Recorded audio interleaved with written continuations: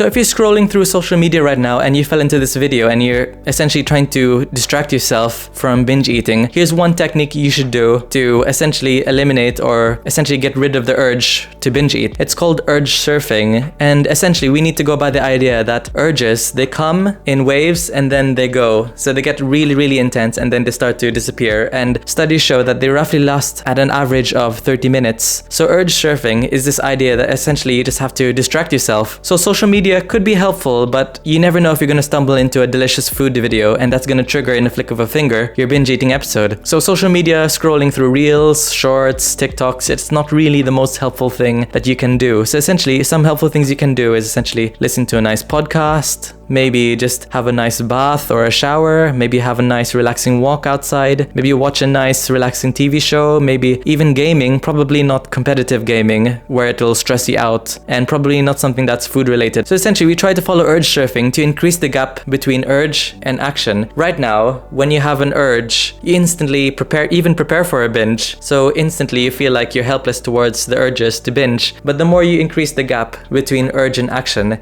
so the next time you have the urge to binge eat, it'll be easier for you to break out of that essentially mindset that, okay, here I go, I'm gonna have a binge eating episode. And a little disclaimer, following urge surfing is increasing the gap, but that doesn't mean you're not gonna binge eat ever again. It's only a short-term technique to mitigate binge urges. Follow me if you want to learn the long-term and permanent solution most of the time to eliminate binge urges.